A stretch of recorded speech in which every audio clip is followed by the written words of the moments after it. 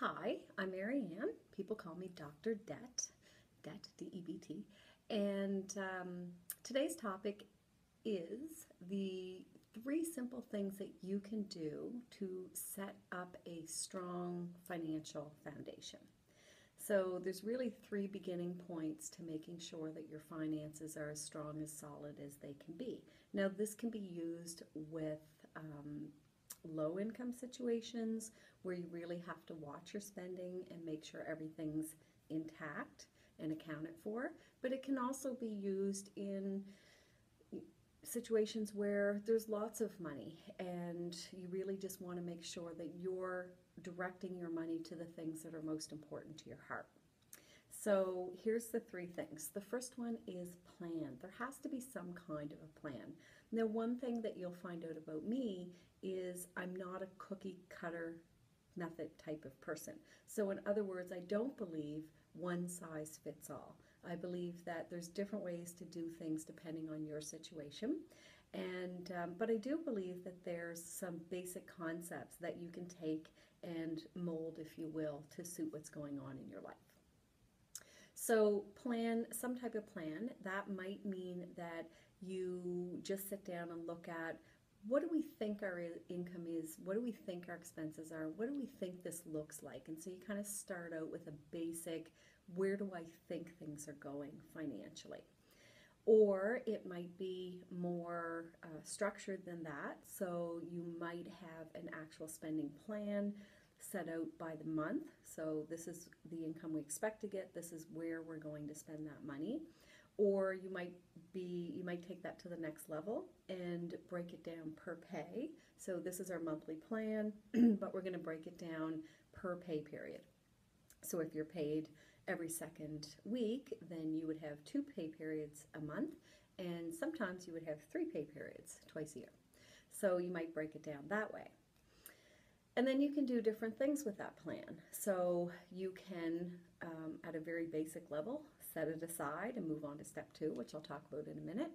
Or you can actually use that plan as a guideline as you go about your week-to-week, month-to-month spending. And I'll talk about that in a different blog and different ways that you can do that. Now, some plans are even more basic than that. So it may be that you take your bills the date that they're due and you write them on your calendar, and that's okay, so that you know at least when they're coming due and when you need to pay them. And the plans that don't work very well are the ones in your head. And a lot of people I ask say, well, I know what I'm doing, but it's kind of in my head. And they don't work very well. So, my question would always be, if it's working, keep doing it. And if it's not working, change it. Okay, so step number 1, some kind of a plan. Step number 2 is track your expenses. So you have this plan, either what you think is happening or what you plan to do. And the second step would be to track what's actually happening so that you can compare the two and see if you're on track, see if your numbers are correct, and you can find holes in your spending plan. And again, this can range from everything to, we don't have the extra money, we really need to tighten up so that we're not wasting money, to we have lots of extra money, but we don't necessarily want to support, the utility companies and the grocery stores and the power corporations any more than we have to. We want to redirect more of that money to our important cash flow items, which maybe are paying down debt or savings or children's education or just fun money for things that you want to do. So again, there's different ways that you can track your expenses.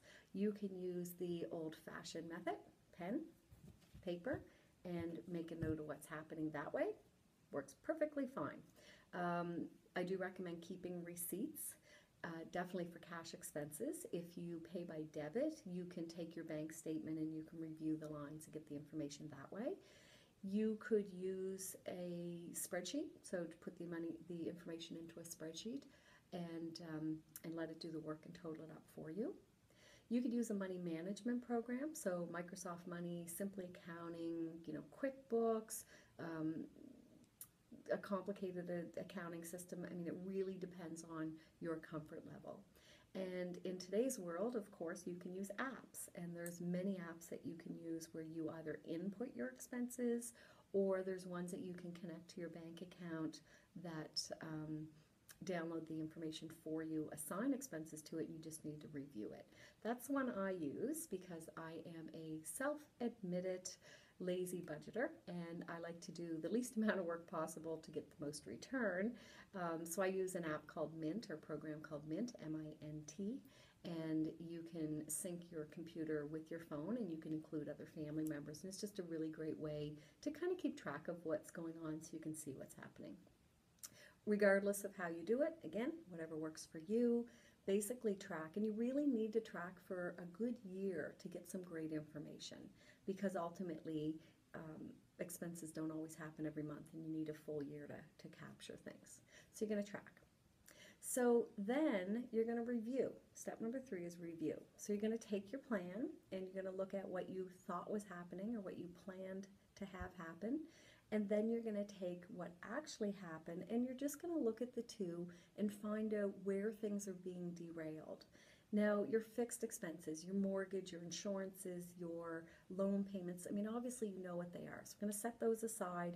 Basically, they're not the ones you need to track. Again, in a future blog, I'll talk about how you can attack those and get those down. And the ones that really you need to pay attention to are your month-to-month cash flow. So groceries, gas, recreation, entertainment, kids' expenses, just miscellaneous spending, and occasional expenses. So things that come up throughout the year that usually they're the ones that throw your plan off track. And they may not even have showed up in your original plan, but they're going to show up in your tracking. And so you can start to identify them and you can start to work in a plan for those. So those are the 3 steps: plan, track, and review. And once you review, you're going to go back and you're going to amend your plan, and then you're going to track some more, and then you're going to review some more, and you're going to keep doing that. And so whether you do that every month, whether you do that every quarter, whether you do that every 6 months, yearly, again, no cookie cutter method. You decide what works for you, but I guarantee you that if you do those 3 things, you will get more control of your money, you'll redirect more of it to things that matter to you, and you will build a stronger foundation for your finances to build upon. So I want to hear from you. If this is something that you do all the time and you're an expert, please give us your feedback. Let us know what's working for you so that we can all share in this together. And if this is something that you struggle with and you just need an extra helping hand, then please comment below, and I'll be happy to respond, as well as any other audience members that might like to respond can as well, because I don't know everything.